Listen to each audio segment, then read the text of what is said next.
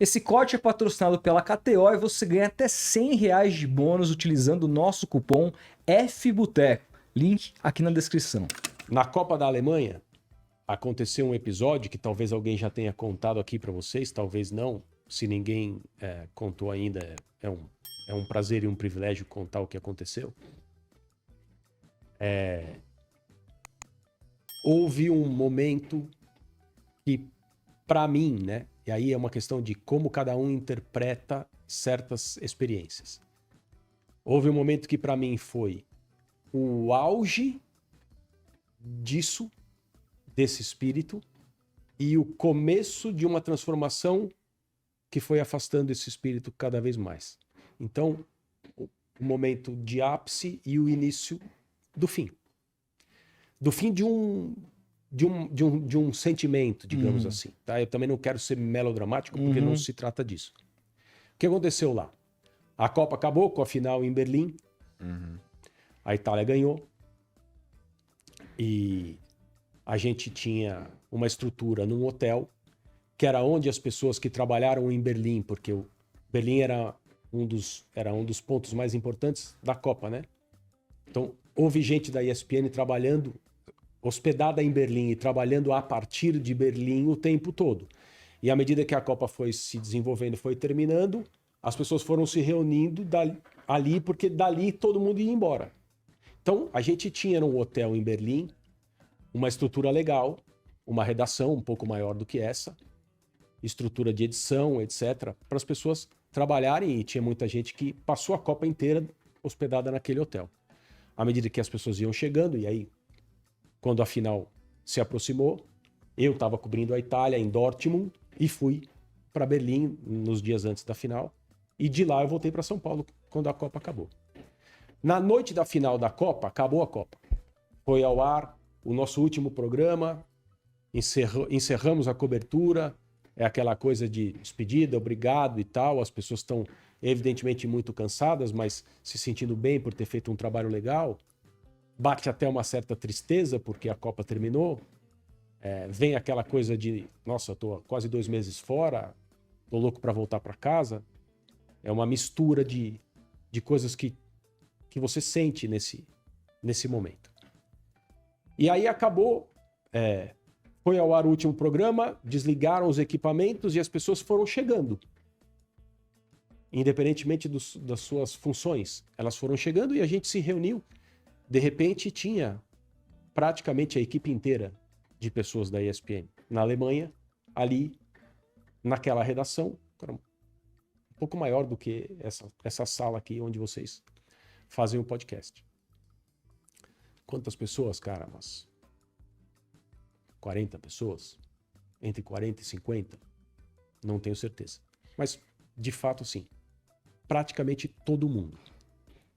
E de uma maneira absolutamente espontânea, sem que ninguém tivesse essa ideia, sem que ninguém estimulasse essa coisa de vamos fazer aqui um papo sobre o que aconteceu, que não é uma coisa profissional, não é uma reunião de encerramento, não é algo que precisa ser feito.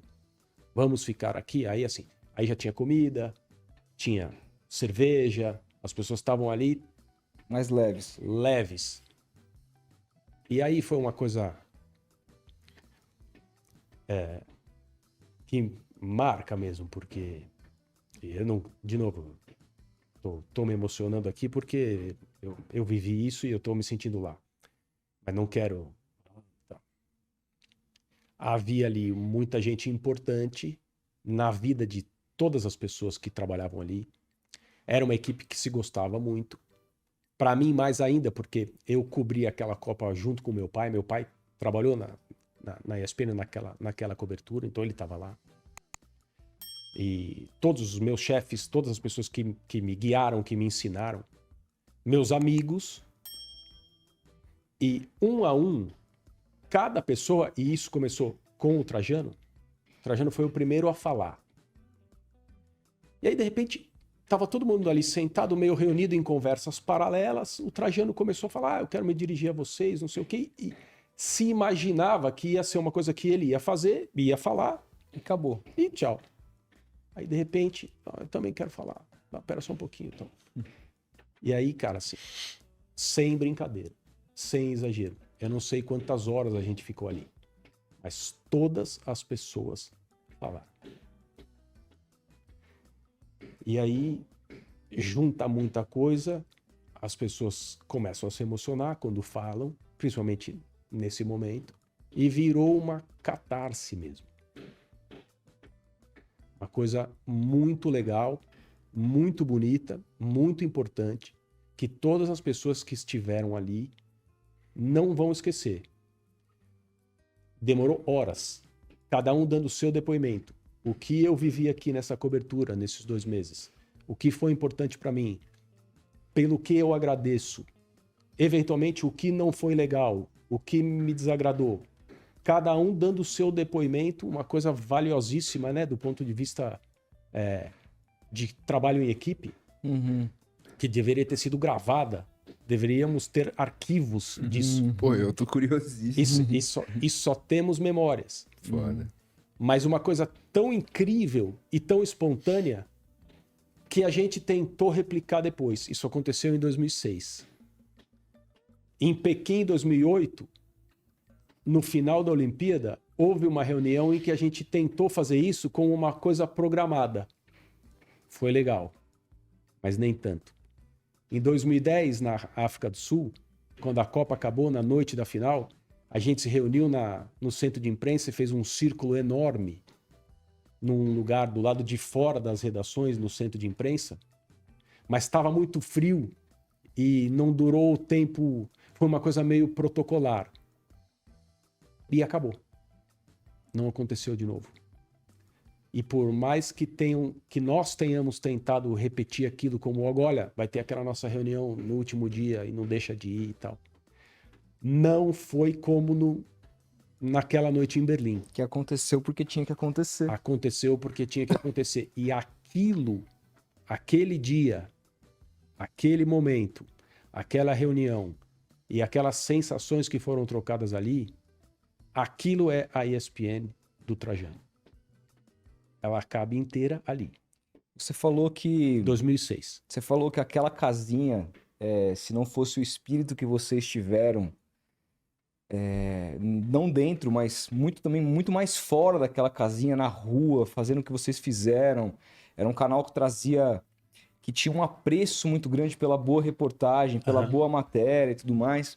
O Plihal falava das exigências do Trajano, de ser diferente de tudo que estava sendo feito nos outros lugares e tudo mais. Sim. Ele tinha até medo de chegar com algo que fosse mais trivial por conta da aceitação do Trajano, que buscava essa coisa sempre muito diferente.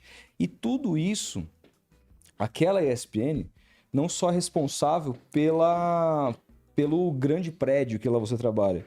Se não fosse aquela ESPN, você não estaria aqui agora. Acho que A não. gente não provavelmente teria escolhido outras carreiras para seguir.